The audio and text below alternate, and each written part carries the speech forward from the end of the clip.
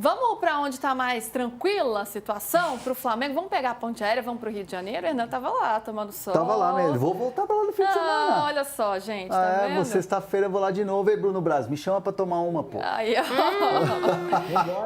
todos muito bronzeados. Eu ando vendo as redes sociais de Bruno Braz também. É praia, gente. Tá direto na praia. Ele pegou uma folguinha, outro dia estava na praia. Hernan também.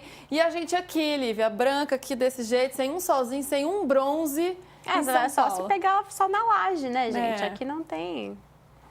Pois é, meu amigo. Tudo bem? Tá sol por aí hoje? Tudo bem, cara.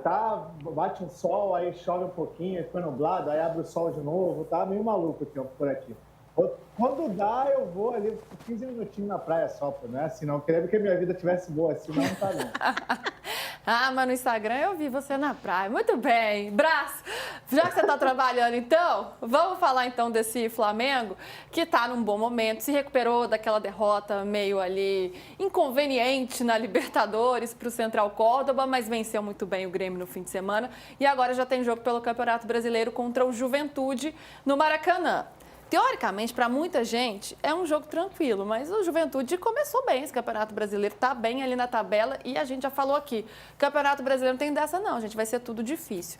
E aí, Braz, eu queria entender, né, o que o Felipe Luiz está pensando para esse jogo, se ele vai pensar em dosar, poupar alguns jogadores, ele já fez isso pela Libertadores, não deu certo. O que ele está pensando? Até porque tem alguns jogadores com uma minutagem maior, como a Arrascaeta. Fez 2 gols contra o Grêmio, tem entrado aí com mais efetividade em campo, né? Vive uma fase melhor porque se recuperou fisicamente, está voltando a ser aquele Arrascaeta que a gente conhece. O que ele está pensando para esse jogo? Muito provavelmente o Felipe Luiz ele vai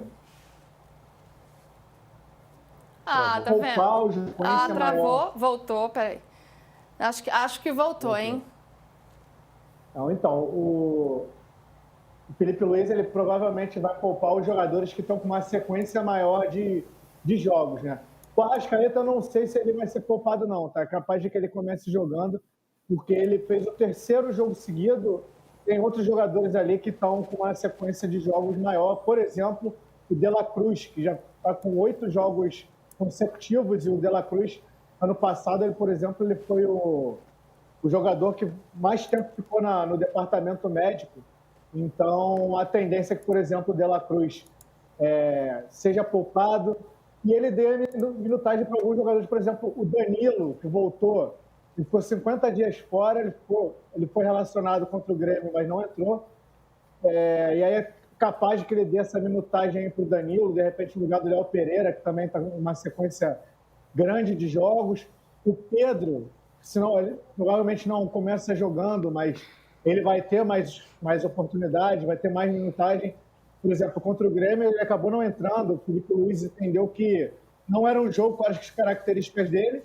Inclusive, no meu modo de ver, ele foi bem, porque ele faz essas substituições, mantém o time veloz. O Grêmio, como vocês estão vendo aí, dando muito espaço para o Flamengo. Então, ele preferiu continuar com o time rápido.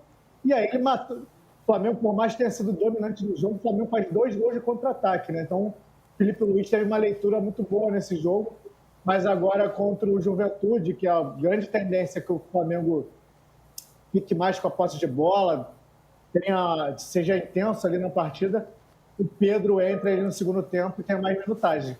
Mas eu apostaria que o Danilo começa jogando na zaga e o De La Cruz ali no meio de campo ele seja poupado. Então, ele pensando em fazer um pequeno revezamento na zaga, até porque o Léo Ortiz e o Léo Pereira vêm fazendo muitos jogos, né? Já são 11 jogos seguidos, então ele pode dar um descanso para esses jogadores. Ô, Braz, você falou sobre o Pedro, né? Sobre a utilização desse jogador. E a gente sempre cai numa discussão no Flamengo sobre as prioridades, até pelas declarações do presidente BAP, do diretor Boto também e do próprio Felipe Luiz, que disse, não tem dessa prioridade ao Campeonato Brasileiro. A Libertadores é muito importante, as 3 competições são muito importantes. Mas internamente, isso é verdade ou de fato tem uma prioridade em relação ao Campeonato Brasileiro? E aí, será que pensar nessas mexidas agora é também já visando o Clássico, porque enfrenta o sábado no fim de semana?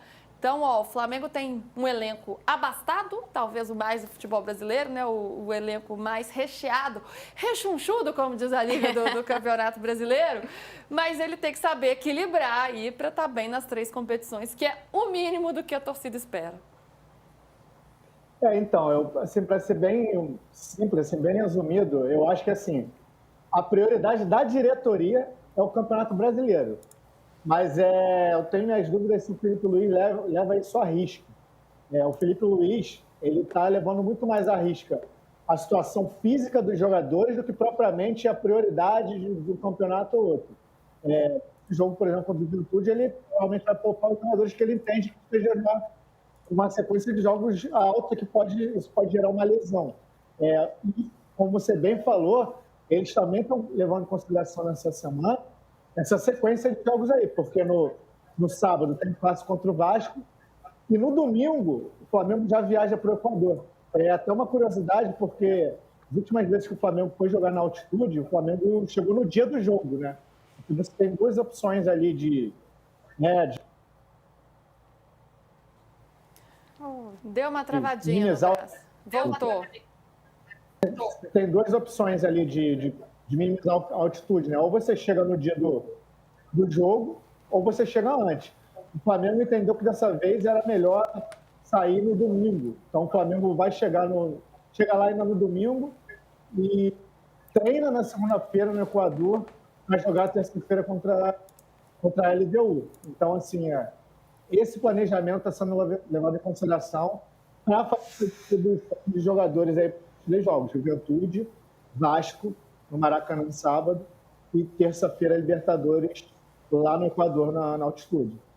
Vivian, concorda com esse planejamento do Felipe Luiz contra o Juventude? Respeitando o Juventude, dá para tirar um pouco o pé? Ou o Campeonato Brasileiro é complicado, é arriscado, e o Flamengo está ali, né, na liderança com 7 pontos junto com o Palmeiras, mas, claro, tá todo mundo junto, é só um início de campeonato. Ou não tem jeito, gente, o calendário é assim, se não poupar, vai dar ruim também. É isso, se não poupar, vai dar ruim. Se correr, o bicho pega, se ficar, o bicho come. O problema é que quando você pega uns times assim, tipo o Central Córdoba, né? Que aí você acaba sendo surpreendido, né? E surpreende, né, gente? O claro. futebol sul-americano, ainda mais com altitude, é uma loucura, né? E aí você precisa fazer escolhas difíceis, né? E é isso, administrar elenco hoje no Brasil, e ainda mais com tanta competição acontecendo, um calendário tão zoado às vezes, né? Porque a gente vê, às vezes, 3 dias de descanso para os jogadores, é impossível recuperar, é impossível treinar, e aí é hora de fazer escolhas. Eu acho que planejamento, principalmente para início de Campeonato Brasileiro, está bem feito. É por aí, não? Só um dado aqui, Luiz. Oi. Que até a matéria que eu dei hoje sobre o Arrascaeta, algo que pode explicar essa evolução técnica dele, ele tem ganhado mais minutagem em campo, ele está ficando mais resistente fisicamente. O Arrascaeta, ele chega em um determinado momento da temporada que ele começa, o motor começa a bater do Arrascaeta.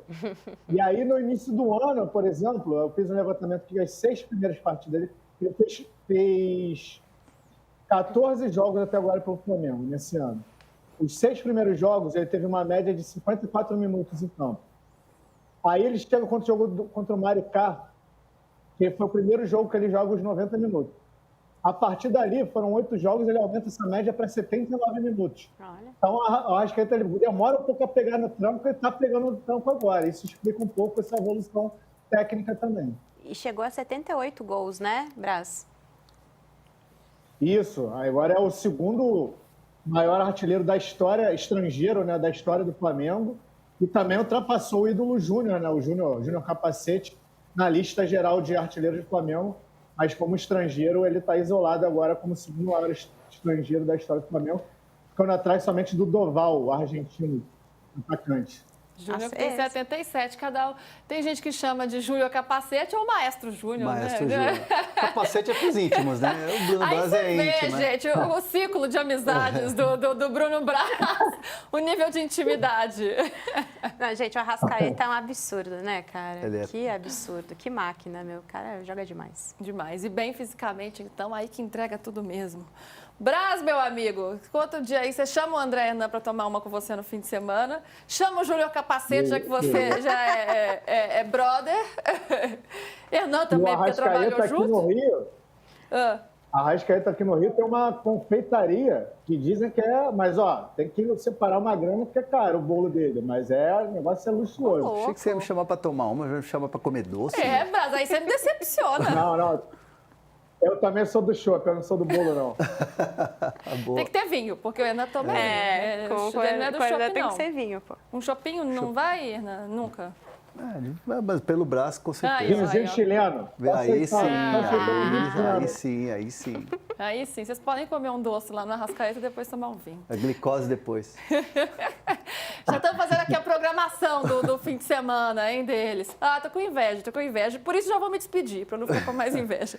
Brás, obrigada, viu? Sempre bem-vindo. Beijo, amigo. Então. Valeu.